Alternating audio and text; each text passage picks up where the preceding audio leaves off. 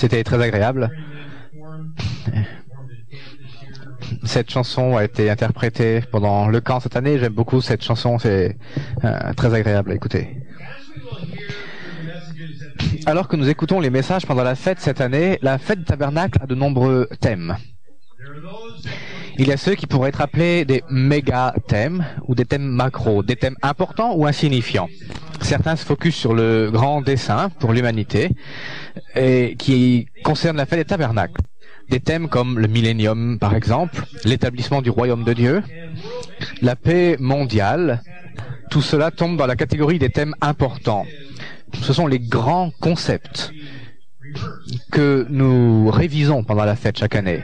Ensuite, il y a des thèmes secondaires, ou nous pourrions dire des micro-thèmes, qui sont moins importants, mais qui seront aussi une partie du monde à venir. Mais ils sont soumis, nous pourrions dire, aux thèmes plus grands. Par exemple, des thèmes comme l'éducation, le commerce, ou les transports pendant le royaume de Dieu à venir. Pensez à ce que nous avons entendu pendant la sermonnette. Le sujet de ce sermon pourrait être considéré comme un micro-thème, thème moins important. En fait, certains diront même vraiment un sermon entier à ce sujet, vraiment. Peut-être qu'ils considéreront que ce n'est même pas un thème de sermon. Et honnêtement, j'aurais été d'accord avec eux avant de commencer à écrire ce sermon.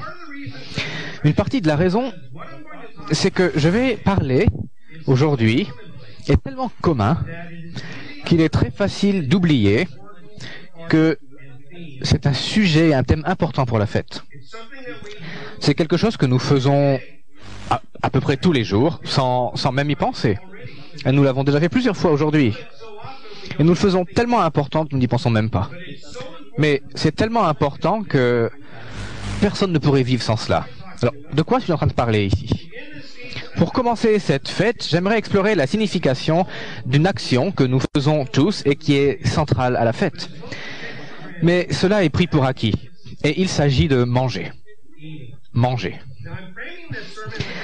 Le contexte de ce sermon est basé sur une question. Pourquoi Dieu a créé un monde dans lequel nous devons manger? Pourquoi? Je ne sais pas si vous avez déjà pensé à ça, mais pourquoi Dieu a créé un monde dans lequel nous devons, c'est une obligation, de manger? Pour répondre à cela, je vais vous donner 3 raisons. Je suis sûr qu'il y en a davantage, mais je vais me focaliser sur 3 raisons.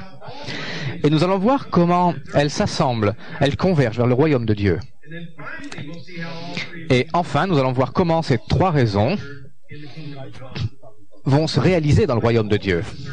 Mon but pour ce sermon est que nous apprécions mieux chaque jour une action qui est très riche de signification.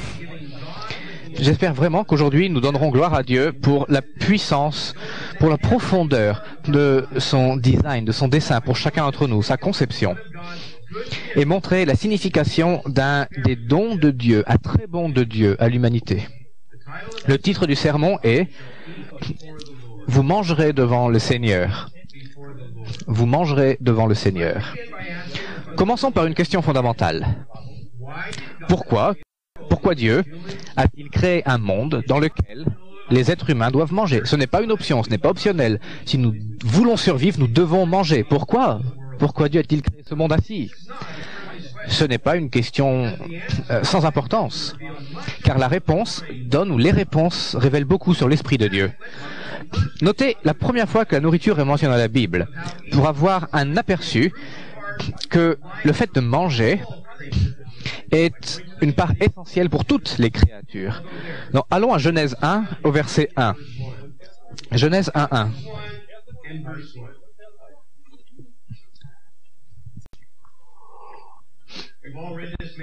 Nous avons déjà lu ce passage très souvent, mais mettons-le dans la perspective d'aujourd'hui, sur le sujet de manger. Genèse 1, verset 1.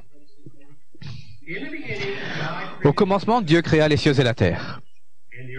La terre était informée vide, il y avait des ténèbres à la surface de l'abîme, et l'Esprit de Dieu se mouvait au-dessus des eaux. Verset 3. Dieu dit que la lumière soit, et la lumière fut. Dieu vit que la lumière était bonne, et Dieu sépara la lumière d'avec les ténèbres. Et Dieu appela la lumière jour, et il appela les ténèbres nuit. Ainsi, il y eut un soir, il y eut un matin, et ce fut le premier jour. Au tout début, Dieu a créé la lumière, ce qui est la première chose indispensable pour de la nourriture, dès le début. Maintenant, au verset 9. Verset 9, Dieu dit que les eaux du ciel, au-dessous du ciel, se rassemblent en un seul lieu, et que le sec paraisse. Et cela fut ainsi. Dieu appela le sec terre, et il appela l'amas des eaux mer. Dieu vit que cela était bon. Donc en plus de la lumière, nous avons maintenant l'eau et la terre sèche, ce qui est une autre obligation pour avoir de la nourriture. Continuons au verset 11. Dieu dit que la terre produise de la verdure, de l'herbe portant de la semence, des arbres fruitiers donnant du fruit selon leur espèce, et ayant en eux leur semence sur la terre. Et cela fut ainsi. La terre produisit de la verdure, de l'herbe portant de la semence selon son espèce, et des arbres donnant du fruit et ayant en eux leur semence selon leur espèce. Et Dieu vit que cela était bon. Il y eut un soir, et il y eut un matin, ce fut le troisième jour. Nous voyons ici la lumière, l'eau et la terre sèche. Tout cela est nécessaire pour faire croître des plantes. Et les arbres fruitiers, les plantes, produisaient des graines de la semence selon leur espèce, basées sur le plan établi par Dieu pour se propager lui-même, se reproduire lui-même. Et Dieu a dit que tout cela était bon. Ainsi, avant qu'aucun être vivant ne soit créé, Dieu a d'abord créé pour eux la nourriture pendant ce troisième jour. Et il a créé une technique, une méthode pour que cette nourriture continue dans le passé. Verset 14, qu'il serve de luminaire dans l'étendue du ciel pour éclairer la terre. Et ensuite pour présider au jour et à la nuit, afin que les lumières président au jour et à la nuit pour l'éternité. C'était quelque chose prévu pour durer tout le temps. Et Dieu a créé cela pour que ça dure dans le temps. Et les semences, bien entendu, pour perpétuer cette nourriture. Après avoir créé le 5 jours, les oiseaux et les poissons le 5e jour, Dieu crée les animaux le 6e jour. Maintenant, verset 24. Dieu dit que la terre produise des animaux vivants selon leur espèce, du bétail, des reptiles et des animaux terrestres selon leur espèce. Et cela fut ainsi. Dieu fit les animaux de la terre selon leur espèce, le bétail selon son espèce, tous les reptiles de la terre selon leur espèce. Et Dieu vit que cela était bon. Parce que tout ça a été fait selon sa conception, c'était créé de façon parfaite. Tout cela, mis ensemble, pendant cette première semaine de la création, Dieu était maintenant prêt à créer le point le plus important de sa création. Verset 26, faisons l'homme à notre ressemblance, à notre image. Et notez bien ce qu'il va le dire juste après, car c'est très important pour la suite. Qu'il domine sur les poissons de la mer, sur les oiseaux du ciel, sur le bétail, sur toute la terre et sur tous les reptiles qui rampent sur la terre. Dieu créa l'homme à son image. Il le créa à l'image de Dieu. Il créa l'homme et la femme. Notez bien. Nous sommes créés à l'image de Dieu. C'est un point très important, nous allons y revenir un peu plus tard. Avant que l'homme soit créé, Dieu avait déjà fourni la nourriture dont il aurait besoin, afin que lorsque les humains furent créés, ils avaient déjà des choses à manger. Mais pas seulement pour les hommes, Dieu a aussi créé de la nourriture pour les animaux.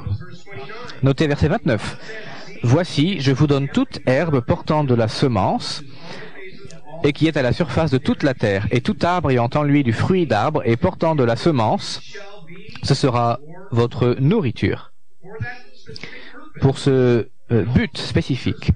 Verset 30, à tous les animaux de la terre, à tout oiseau du ciel, à tout ce qui se meut sur la terre, ayant en soi un souffle de vie, je donne toute herbe verte pour nourriture.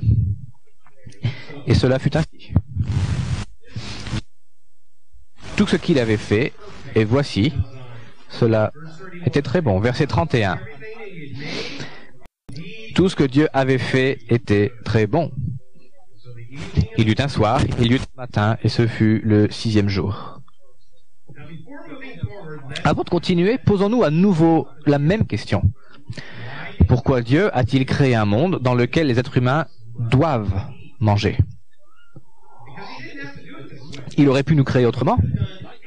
Il aurait pu nous créer sans avoir besoin de manger. Posons maintenant la question, mais d'une manière différente.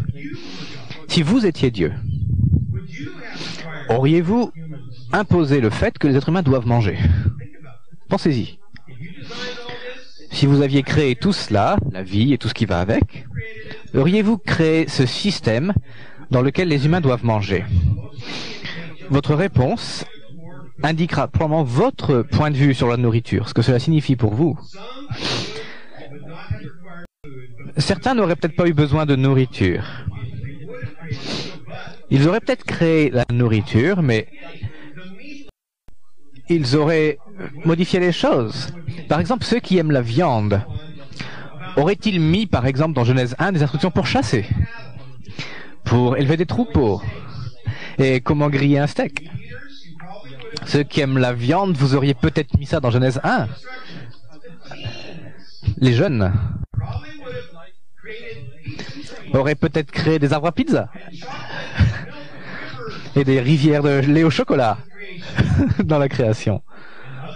D'autres, comme moi, auraient peut-être créé la nourriture sans calories. Ça serait formidable. Mais dans tous ces points de vue, certains verraient peut-être la nourriture, les poissons comme du temps perdu.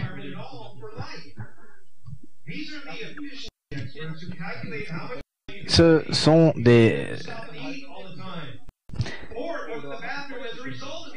Et n'oubliez pas non plus le fait d'aller aux toilettes après manger la nourriture. Ceux qui pensent au temps pourraient avoir économisé de l'argent, gagnant du temps en n'ayant pas acheté de nourriture.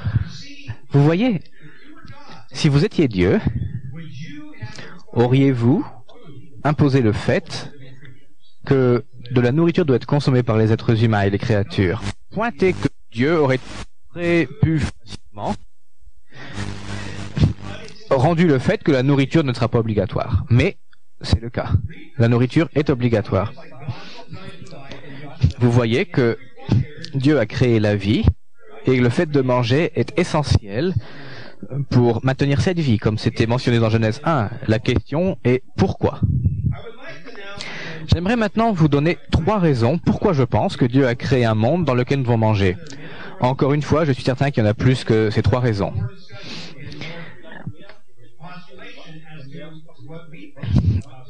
Et cela peut être une bonne façon de réfléchir également à ce sujet personnellement. Chacune de ces raisons reflète l'esprit d'un être magnificent qui opère à différents niveaux, à des niveaux multiples. Il a plusieurs raisons pour lesquelles il veut que nous mangions.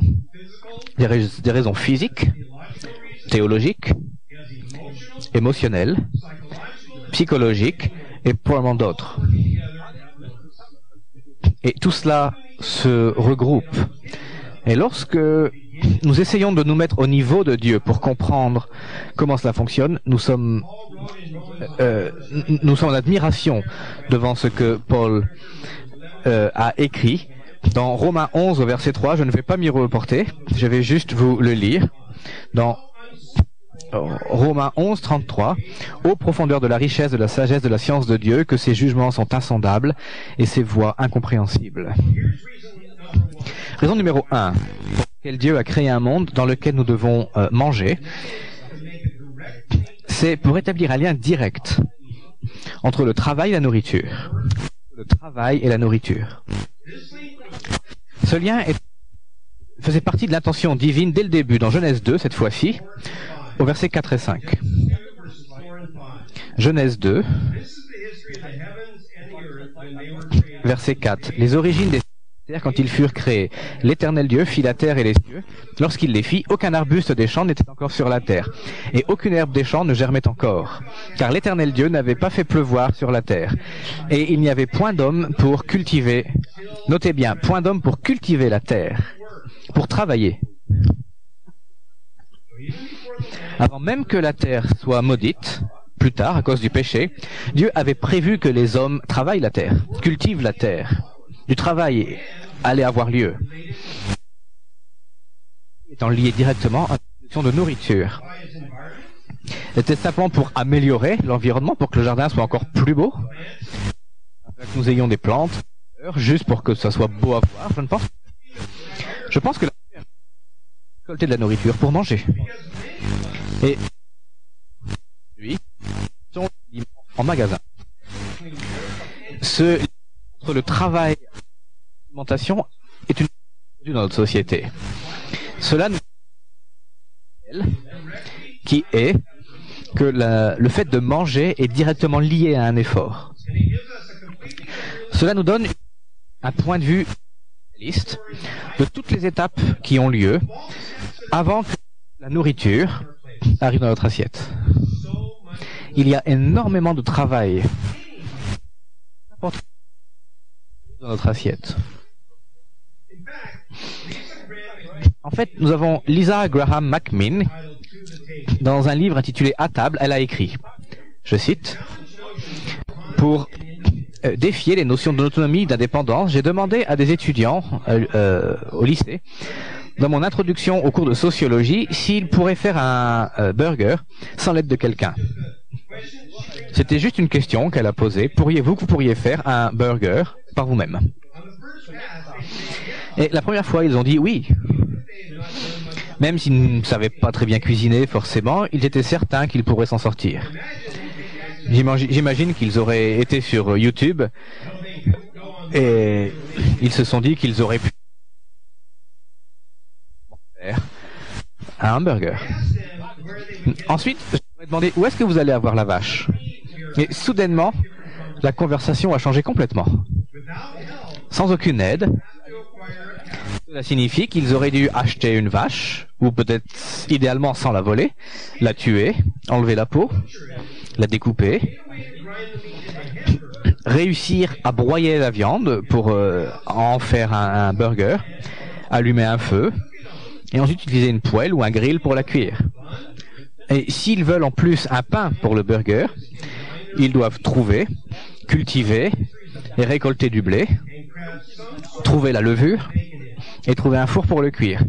S'ils veulent des oignons, du ketchup, de la moutarde et des cornichons, chacun de ces ingrédients est aussi un défi. À ce niveau-là de la discussion, ils sont tous décidés que le plus simple pour eux, ça serait juste une brochette cuite sur le feu. Mais même là, c'était pas si simple que ça. Vous voyez tout le travail impliqué juste pour avoir un burger, et nous prenons cela pour acquis.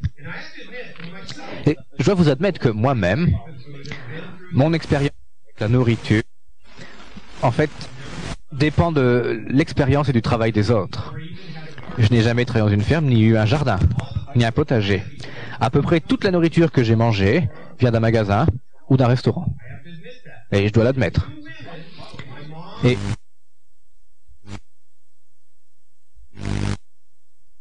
nourriture, pas préparer nourriture en général.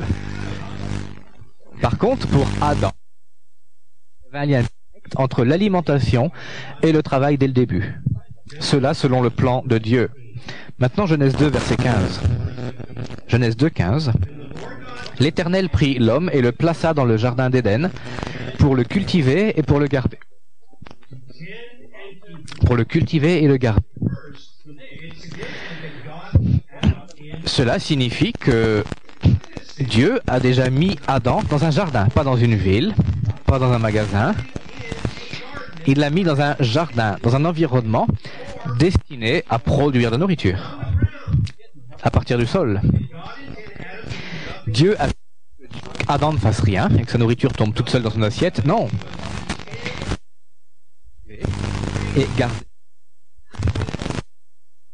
cultiver ou garder peut être cultiver et travailler. Et même pour les arbres fruitiers, il faut les entretenir.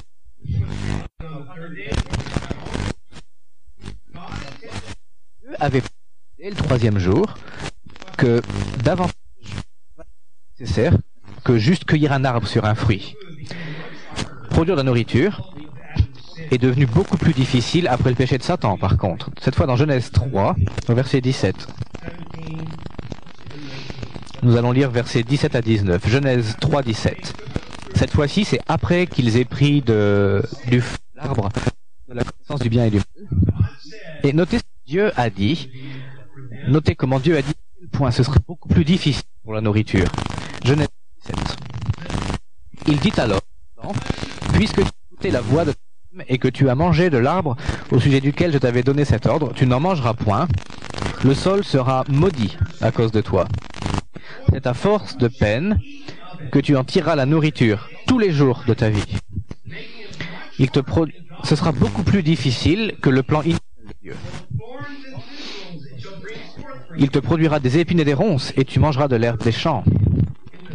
C'est à la sueur de ton visage que tu mangeras du pain, jusqu'à ce que tu retournes dans la terre, d'où tu as été pris, car tu es poussière, et tu retourneras dans la poussière. À cause du péché. Produire de la nourriture, ça faisait partie du plan initial de Dieu, mais maintenant c'était beaucoup plus difficile que le plan initial. Et je pense que le lien entre le travail et la nourriture est une raison très importante pour laquelle Dieu veut que nous mangions, impose que nous mangions. Manger a toujours été une des premières raisons pour travailler. Notez dans Ecclésiaste au verset 6. Ecclésiaste 6 au verset 7.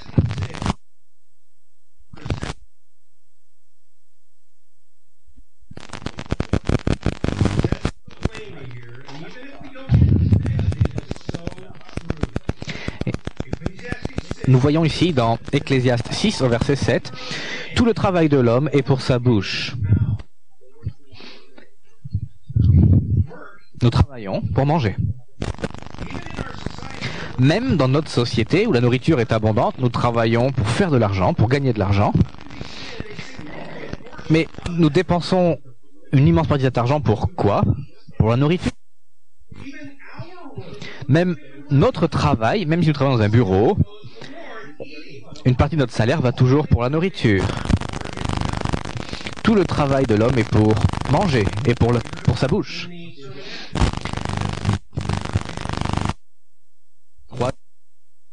Si quelqu'un ne travaille pas, ne mangera pas. Le plan de Dieu. La Bible est remplie d'exemples et d'enseignements, y compris dans les paraboles, impliquant le lien entre le travail et la nourriture. C'est un concept que le peuple de Dieu, les gens dans la Bible, connaissaient très bien, car ils dépendaient entièrement du territoire, de la terre, pour produire de la nourriture. Dans une société agricole, c'est comme ça que les gens fonctionnent, que les choses fonctionnent. Et c'est pour ça que les sécheresses et donc les famines étaient si dévastatrices.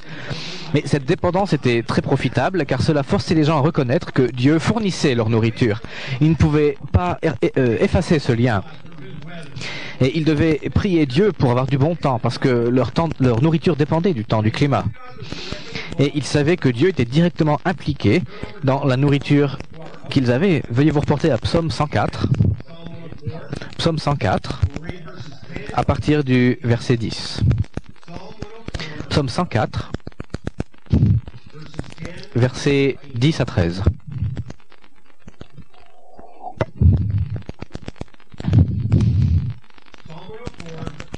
Psaume 104, verset 10. En parlant de Dieu, il conduit les sources dans les torrents qui coulent entre les montagnes.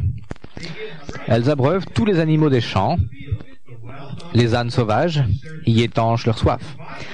Les oiseaux du ciel habitent sur leurs bords et font résonner leur voix parmi les rameaux. De sa haute demeure, il arrose les montagnes. La terre est rassasiée du fruit de ses œuvres. Dieu est celui qui fournit la pluie et la nourriture. C'est un autre aspect que nous avons perdu dans notre société. Et cela est contre nous. La science pense que elle pourrait résoudre le problème de la nourriture. Ils pensent qu'ils pourraient régler tous les problèmes de nourriture. Mais même avec les catastrophes naturelles, ils peuvent faire beaucoup. Et nous voyons avec ces catastrophes naturelles que nous sommes entièrement dépendants du climat. Et les récits des temps de la fin vont montrer vraiment que Dieu est toujours en charge. Le temps ne me permet pas d'approfondir ce sujet beaucoup plus. Plus de choses à voir ici. J'espère que vous voyez vraiment que le travail est nécessaire pour la nourriture. Et c'est une raison importante pour laquelle Dieu a créé un monde dans lequel nous devons manger. C'est la première raison. La deuxième raison pour laquelle Dieu a créé un monde dans lequel nous devons manger est pour notre plaisir, pour se réjouir. C'est important. C'est essentiel. Cela dit beaucoup aussi au sujet de que le travail n'est pas la seule raison pour laquelle il a donné le don de manger. Toujours dans Psaume 104, mais cette fois-ci, versets 14 et 15. Il fait germer l'herbe pour le bétail et les plantes pour les besoins de l'homme, afin que la terre produise de la nourriture. Le vin, notez bien, verset 15, il y en a beaucoup ici en abondance à chaque repas, sauf pour le petit déjeuner. Le vin qui réjouit le cœur de l'homme et fait plus que l'huile resplendir son visage, et le pain qui soutient le cœur de l'homme. Cela est le plan de Dieu, la conception divine. Il nous a donné cela, afin que nous puissions nous réjouir de la nourriture, nous réjouir en mangeant. Cela est comme une récompense pour notre travail. Maintenant dans Psaume 128, verset 2.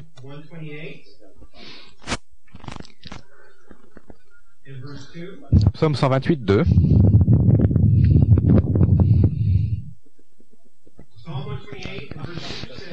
Au verset 2, tu jouis alors du travail de tes mains, tu es heureux, tu prospères. Là est le plan de Dieu pour la nourriture. Lorsque vous mangez le fruit de votre travail, que vous mangez cette nourriture, vous serez heureux. Cela apporte de la joie dans votre vie. C'est Dieu qui a conçu l'humanité. Et encore une fois, Dieu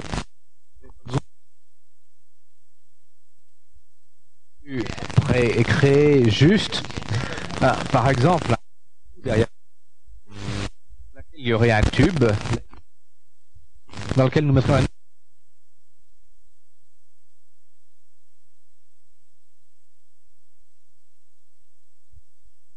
facilement s'il voulait, mais il l'a pas fait. Dieu aurait aussi pu créer la nourriture sans goût.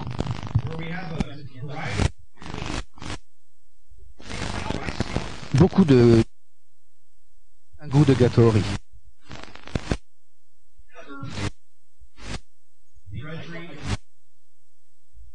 Et la vie pour qu'elle ne soit pas en don de Dieu pour l'humanité. Dans Ecclésiaste 3, au verset 12 à 13. Ecclésiaste 3, verset 12 à 13.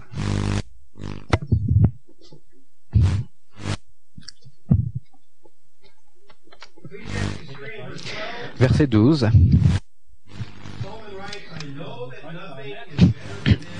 J'ai reconnu qu'il n'y a de bonheur pour eux qu'à se réjouir et à se donner du bien-être pendant leur vie. Mais si un homme mange, boit et jouit du bien-être au milieu de tout son travail, c'est là un don de Dieu. Et quel cadeau!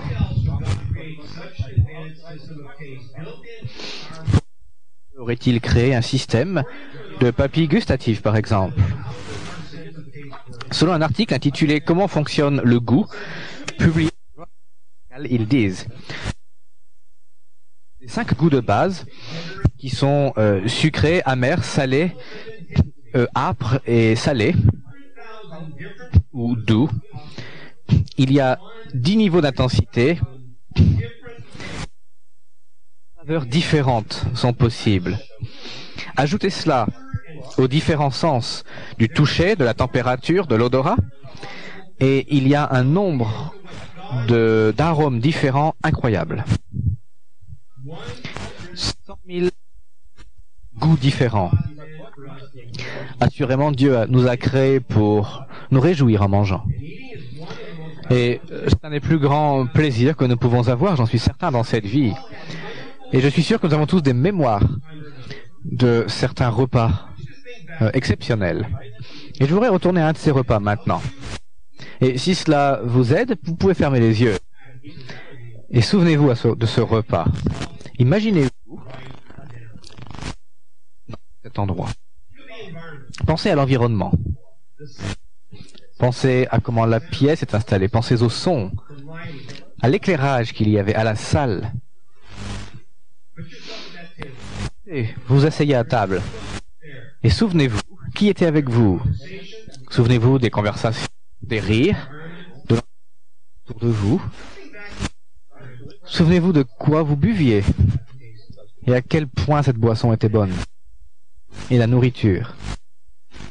Pensez à la présentation des plats et combien vous étiez impatient de les goûter. Et souvenez-vous ensuite de la première bouchée, avec une infinité de saveurs qui se développent dans votre bouche. Et souvenez-vous de la joie que vous avez. Mais peut-être que vous avez fait « Ah !» et on n'a même pas parlé des desserts. Notre grand Dieu que nous adorons, a créé les aliments pour qu'ils soient ainsi. Bien sûr, chaque repas ne sera pas aussi intense que cela. Ce sont des repas spéciaux. Mais même les repas simples peuvent être réjouissants lorsque nous prenons le temps de les apprécier. Car c'est ce que Dieu a prévu. Et la deuxième raison pour laquelle Dieu a créé un monde dans lequel nous devons travailler pour manger et nous devons manger. C'est la deuxième raison. Une troisième raison à présent pourquoi Dieu a créé un monde dans lequel nous devons manger, c'est pour fraterniser. Pensez à ce repas mémorable dont je viens juste de parler, que vous avez imaginé dans votre tête, vous vous êtes souvenu. Imaginez le même repas si vous étiez seul. Totalement seul dans une pièce. Même si la nourriture, l'environnement aurait été le même, ce qui avait vraiment amplifié, magnifié l'expérience, avec d'autres, quelque chose de spécial se passe quand les gens partagent le pain ensemble. Et cela est le plan de Dieu. Il est intéressant de voir que le mécanisme pour manger est exactement le même si nous mangions seuls ou avec des gens. Peu importe, dans tous les cas, nous mangeons de la même manière. Et l'expérience, pourtant, peut être totalement différente. Partager un repas peut être une expérience spirituelle. Et les liens peuvent se créer. L'inspiration pour ce sermon vient en fait d'un film, vous l'avez peut-être vu, c'est un vieux film, je crois que c'est dans les années 80, appelé Le Festin de Babette. C'est une histoire scandinave. C'est un film formidable, mais une des raisons pour lesquelles j'aime ce film, c'est que le contexte du film se place avec beaucoup de repas. Mais c'est une ville aussi où il y a des conflits. Babette donne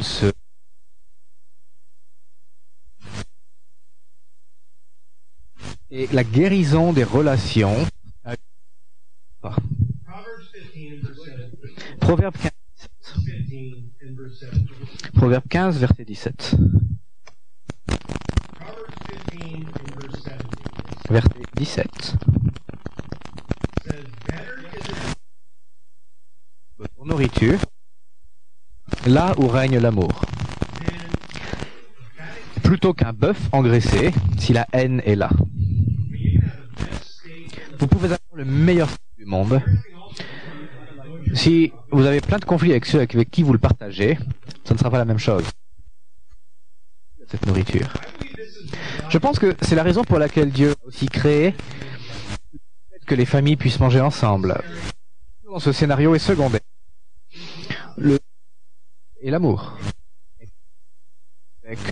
bien-aimé, augmente, magnifie cette expérience. Cela a aussi lieu dans les congrégations. Peut-être avez-vous l'occasion dans votre congrégation parfois de manger ensemble régulièrement. Lorsque cela a lieu, ce sont des congrégations dans Acte 2,46, dans le Nouveau Testament à présent, Acte 2,46.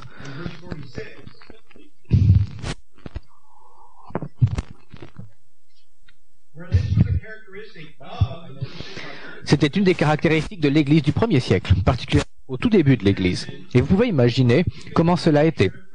Vous pouvez imaginer cela à partir des mots qui sont écrits ici, Acte 2,46. Ils étaient chaque jour tous ensemble, assidus au temple, et ils rompaient le pain dans les maisons et prenaient leur nourriture avec joie et simplicité de cœur. Nous voyons que la nourriture est secondaire. On ne sait même pas quelle nourriture ils partageaient.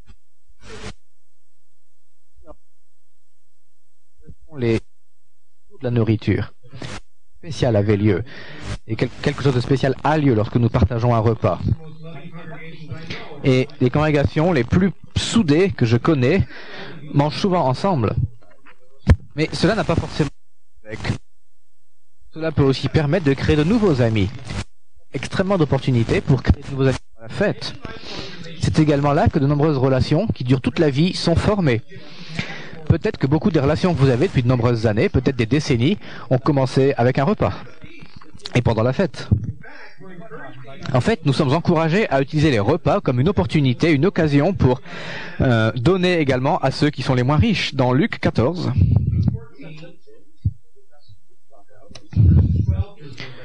au verset 12 à 14. Luc 14, versets 12 à 14. Jésus-Christ était invité à un repas, c'est le contexte ici, et Jésus dit aussi à celui qui l'avait invité, « Lorsque tu donnes à dîner ou à souper, n'invite pas tes amis, ni tes frères, ni tes parents, ni tes voisins riches, de peur qu'ils ne t'invitent à leur tour et qu'on ne te rende l'appareil. » C'est comme un cycle, une proximité qui a lieu, on vous invite et il vous invite en retour. Mais verset 13, lorsque tu donnes un festin, invite les pauvres, des estropiés, des boiteux, des aveugles, et tu seras heureux de ceux qui ne peuvent te rendre l'appareil, car elle te sera rendue à la résurrection des justes. La relation commence pendant un repas. Et nous avons beaucoup d'opportunités pour faire cela. Et c'est une des raisons pour laquelle je donne ce serment au début de la fête. Car c'est un environnement tellement profitable ici que beaucoup de n'ont pas de pouvoir ici manger tous les repas ensemble. C'est une formidable occasion. D'autres langages sont utilisés, mais j'espère malgré tout que nous pouvons faire un effort pour rencontrer le maximum possible et démarrer ces relations, des relations qui peuvent durer pour l'éternité. Cela peut commencer avec un repas.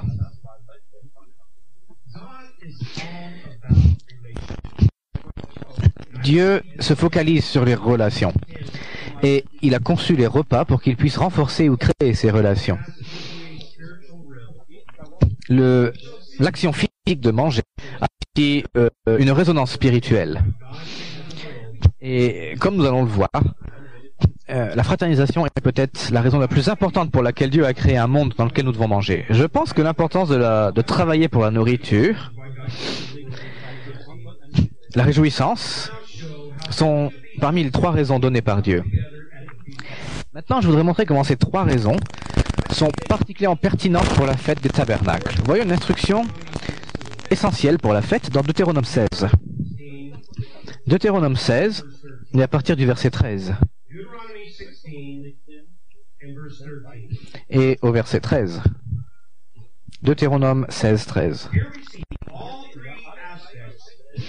Nous voyons ici les 3 aspects regroupés dans ces versets. Deutéronome 16, verset 13. Tu célébreras la fête des tabernacles pendant 7 jours, quand tu recueilleras le produit ou le travail de ton aire et de ton pressoir. Et ici nous avons le premier aspect, le premier lien. Il s'agit de travailler pour la nourriture. Puis tu te c'est une fête de la moisson. Cela implique que du travail a été fait à l'avance. Mais notez que le travail produit le résultat donné à la nourriture, et c'est l'aspect qui est mis en exergue ici.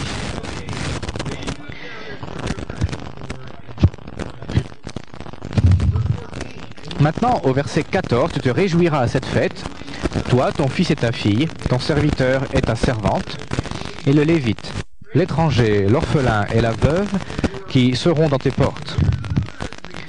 Notre raison, non, parmi les nombreuses raisons de la nourriture, c'est de fraterniser pendant la fête des tabernacles.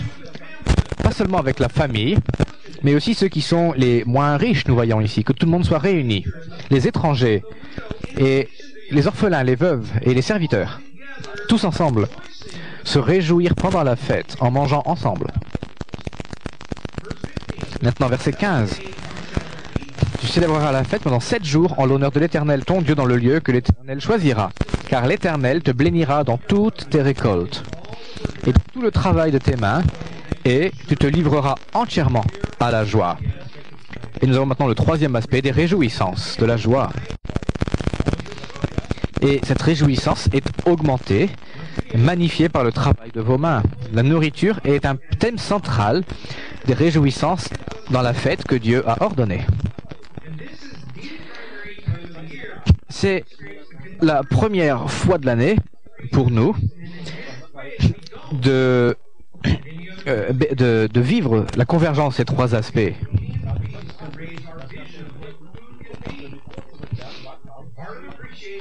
Une partie de notre appréciation pour le plaisir de la nourriture de bonne qualité est un processus qui s'apprend. Nous ne sommes pas nés comme cela. Peut-être si vous êtes français, mais nous, Américains, nous ne sommes pas nés en appréciant la nourriture. Pour moi, la fête des tabernacles était la première fois où j'ai été exposé à des nourritures de qualité présentées. Je n'avais jamais mangé comme cela avant. Je me souviens d'un restaurant, je pensais que c'était de l'argent perdu pour aller là-bas. Il y avait des toutes petites portions. Je venais d'une famille qui ne cuisinait pas vraiment. Et je n'aurais jamais dépensé beaucoup d'argent pour un repas. Je ne comprenais même pas ce concept, ça ne voulait rien dire pour moi. Et pourtant, quand j'étais adolescent, j'ai été invité pendant la fête à un restaurant en Arizona, un équivalent, 3 étoiles, Michelin. C'est le restaurant le plus élevé dans lequel je suis allé de ma vie. Il y avait même quelqu'un qui posait la serviette sur mes jambes, j'ai failli lui mettre une gifle même. Il y avait 3 membres, 3 serveurs pour une table de 4, en permanence là, autour de la table pour nous servir. Ça me rendait même nerveux. Chaque aspect du repas était présenté de façon méticuleuse. Et je n'ai jamais vu comme ça depuis.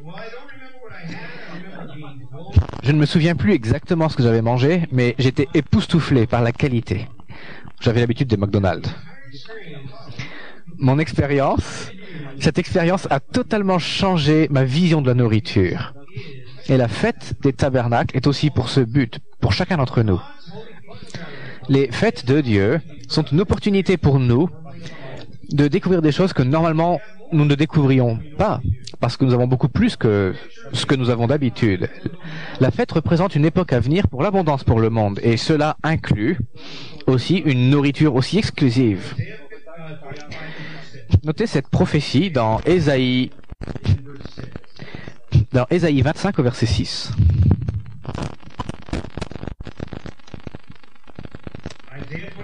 Ésaïe 25. Ésaïe 25 au verset 6. L'Éternel des armées prépare à tous les peuples sur cette montagne un festin de mets succulents, un festin de vin vieux, de mets succulents pleins de moelle, de vin vieux clarifié. Notez que l'Éternel des armées préparera cela pour tous les peuples. Cette description révèle la pensée de Dieu et comment il veut que la nourriture soit réjouissante pour nous. Pendant cette fête, c'est seulement un avant-goût de l'époque à venir, de bénédiction pendant cette fête. Et j'espère que vous en profitez de cette expérience. car la nourriture sera fantastique à cette époque. Dieu a aussi prévu que la fête soit un moment où nous pouvons nous réunir après une année de travail pour partager ensemble les bénédictions du Seigneur, ensemble. Car le fait de manger est au centre des fêtes. Vous voyez dans Deutéronome 14, versets 22 à 26. Deutéronome 14,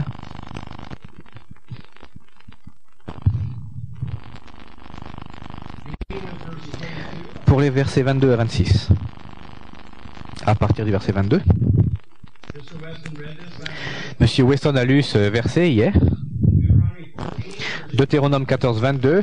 Tu lèveras la dîme de tout ce que produira ta semence, de ce que rapportera ton champ chaque année. Et tu mangeras devant l'Éternel ton Dieu, dans le lieu qu'il choisira pour y faire résider son nom. Notez bien, particulièrement ici, ce que nous devons faire. Nous partagerons, nous mangerons devant l'Éternel, notre Dieu, dans le lieu où il a choisi de faire résider son nom. Nous mangerons quoi? La dîme de ton blé, le mou de ton mou et de ton huile, les premiers-nés de ton gros et ton menu bétail.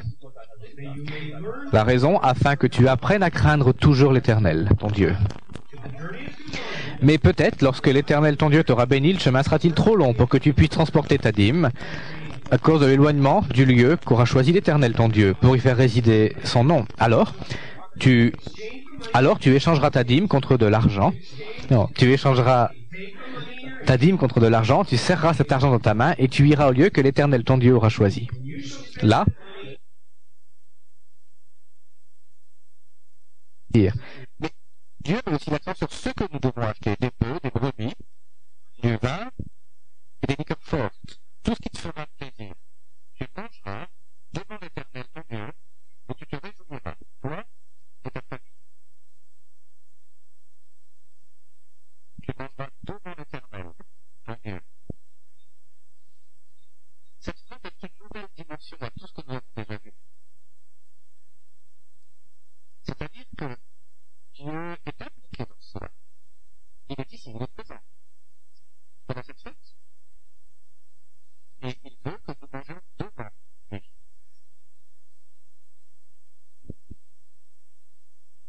Et tout cela montre aussi l'hospitalité de Dieu. Et tout ça est le fait de manger ensemble, de célébrer cette fête ainsi. Dieu nous amène à un lieu commun afin de bénéficier de l'abondance de bénédictions. Le fait de nous réjouir, de fraterniser, de manger, de créer des liens. Tout cela se fait à travers l'Esprit de Dieu qui coule à travers le corps de Christ, créant une atmosphère spirituelle d'amour. C'est un lien avec la nourriture aussi.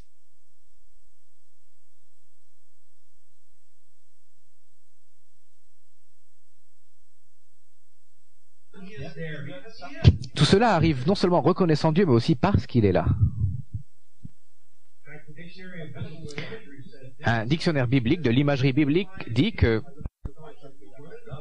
la fête fournit des occasions de fraternisation les uns avec les autres et avec le Seigneur pour se souvenir et célébrer toutes les formidables choses qu'il a fait pour nous. Ne l'excluons pas de nos célébrations, parce qu'il est la raison pour laquelle nous sommes ici et pour laquelle nous avons autant de choses. Remercions Dieu pour nous bénir autant avec une telle fête. J'espère que vous êtes tous encouragés d'apprécier le rôle de manger pendant cette fête, mais de façon surprenante, le but de Dieu pour manger n'est pas limité à cette vie. La Bible rapporte plusieurs exemples d'êtres spirituels qui mangent. Dans Genèse 18, il y a l'exemple de celui qui allait devenir Jésus-Christ et qui mangea avec un repas préparé par Abraham. Dans Luc 24, Jésus a mangé avec ses disciples après sa résurrection. Et dans cette circonstance, le Seigneur a pris la forme d'un être humain et il a mangé. Et en plus de ces exemples de Jésus mangeant alors qu'il est un être spirituel, Jésus prophétise aussi un repas à venir. Dans Luc 12, au verset 37. Luc 12, verset 37.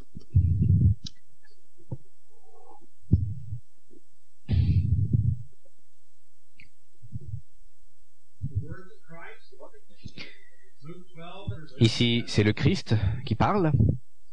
Verset 37, heureux ses serviteurs que le maître, à son arrivée, trouvera vilain. Je vous le dis en vérité, il se scindra, il les fera mettre à table, et il s'approchera pour les servir. C'est incroyable. Ce verset nous parle d'un événement remarquable à venir dans lequel le maître va lui-même mettre son tablier et servir les fidèles, ceux qui lui ont été fidèles. Le maître va venir et les servir. C'est impossible à imaginer, humainement. Lisons aussi Matthieu 26, au verset 26 à 29. Matthieu 26, verset 26, parlant du même événement. Versets 26 à 29.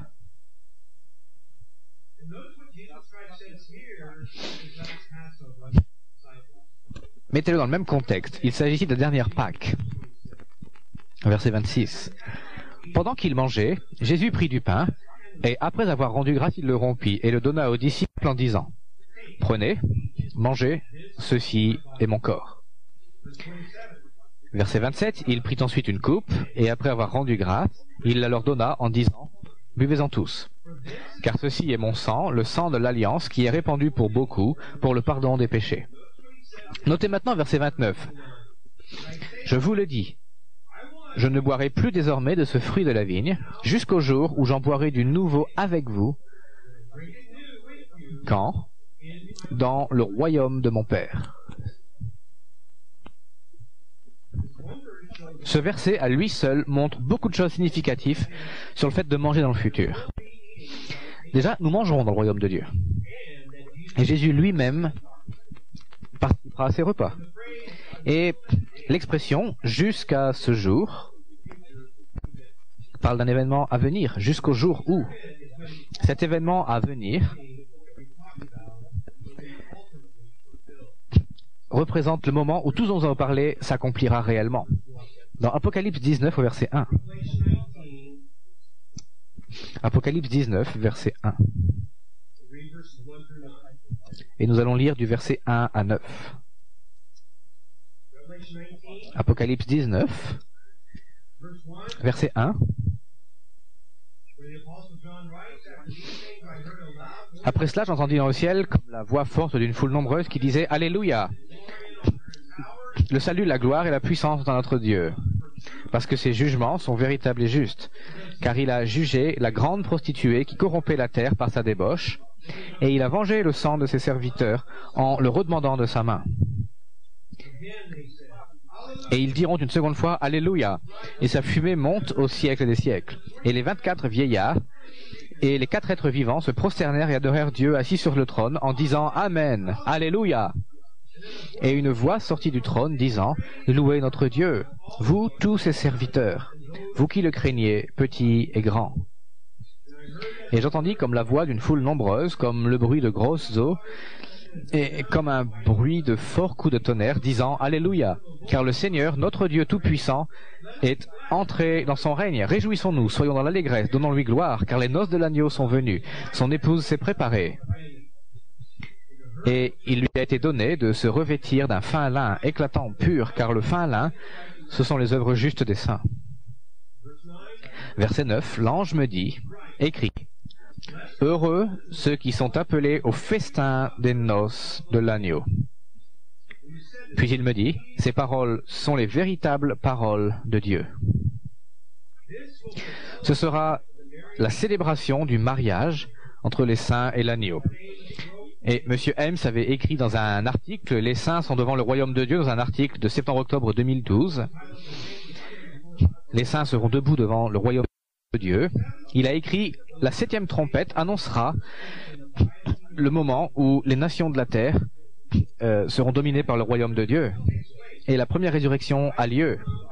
Le Christ viendra sur la planète Terre pour les saints, qui le suivront jusqu'au trône de Dieu, et alors là, il y aura le mariage de l'agneau. Des individus qui auront été purifiés à travers le sang du Christ, et encore une fois, vous et moi, j'espère, tous ceux d'entre nous, qui seront finalement victorieux, Ce sera l'événement. Oh.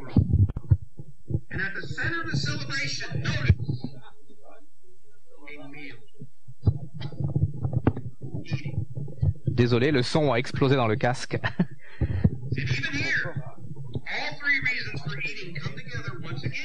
Encore une fois, tous ces événements vont se regrouper au moment de la fondation du monde.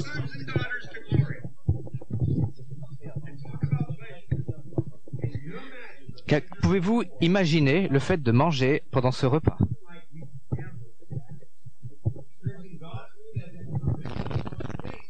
Et nous pourrons goûter la nourriture divine telle qu'elle était créée au départ.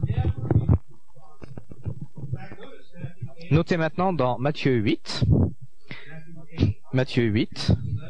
Stop. Pas plus fort. Okay. Désolé, il y a un problème de son dans mon casque. Matthieu 8, verset 11.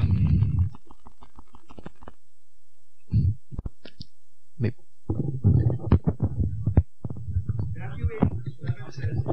Dans Matthieu 8, verset 11, « Or je vous déclare, le Christ parle ici, que plusieurs viendront de l'Orient et de l'Occident. Et notez, ils seront à table avec Abraham, Isaac et Jacob dans le royaume des cieux. »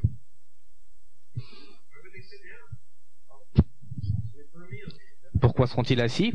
Probablement pour un repas, et probablement pour ce repas. Mais les fils du royaume, imaginez avec tous les saints dans le passé, toutes les épreuves et les difficultés de cette vie seront alors récompensées. Et bénis ceux qui seront présents au mariage de l'agneau. Il est intéressant que ce repas nous renvoie à un autre repas qui avait eu lieu il y a très longtemps, dans Exode 24, au verset 9 à 11. Veuillez vous reporter à Exode 24, 9,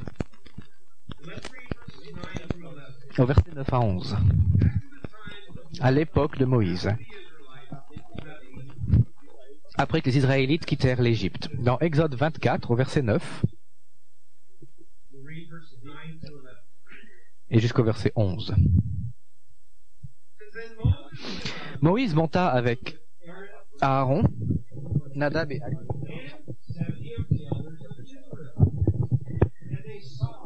Ils virent le Dieu d'Israël sous ses pieds, c'était comme un ouvrage de saphir transparent, comme le ciel lui-même dans sa pureté.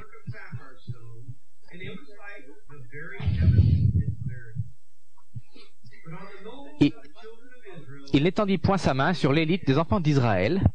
Ils virent Dieu. Étant là, ils virent Dieu et ils mangèrent et burent. Notez cela. Imaginez comment sera ce repas à venir. C'est une représentation de la mer de verre devant le trône de Dieu. Le Dieu d'Israël, maintenant Jésus, dirigeait ce repas de célébration. Et il ne dit pas explicitement ici, que Dieu a participé à ce repas, qu'il a mangé, mais Juge 9, 13 nous dit que le vin réjouit à la fois Dieu et les hommes. Pensez donc à cela. Parce que nous sommes faits à l'image et à la ressemblance de Dieu,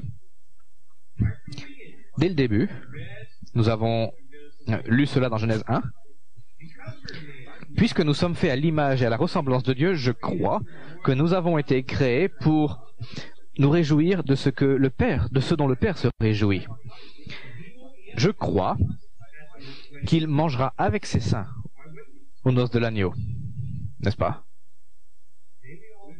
Que nous puissions tous être présents à ce repas pour partager ce repas de célébration, ce festin. En débutant ce sermon, j'avais mentionné que le sujet serait peut-être un micro-sujet ou un micro-thème qui ne serait pas très intéressant. Mais pour Dieu, il n'y a pas de sujet pas important. Il n'y a que des sujets importants pour Dieu. Et notre grand Dieu a une raison profonde pour tout ce qu'il fait. Et il y a des raisons très profondes pour lesquelles Dieu a créé un monde dans lequel nous devons manger. Les leçons apprises de devoir travailler pour manger, du fait de se réjouir de la joie que ça apporte dans notre vie, et également le plaisir qui est augmenté en pouvant partager la nourriture, en fraternisant, sont trois raisons Mais je suis sûr qu'il y a beaucoup d'autres raisons que nous trouverons encore, lorsque Dieu nous révélera toutes choses. Mais cet acte simple nous montre que le fait que cet acte simple soit une partie du royaume de Dieu nous montre que c'est quelque chose de très important pour l'éternité. À présent, dans Psaume 34, pour un dernier verset, Psaume 34 et au verset 8.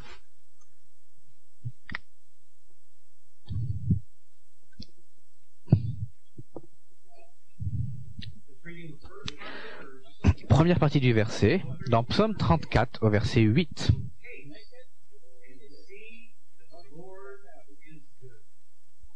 Il y a une différence de version entre l'anglais et le français, donc verset 9.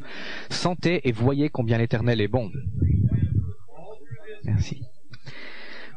Que pendant toute cette fête, nous nous souvenions à quel point Dieu est bon, alors que nous mangeons devant le Seigneur.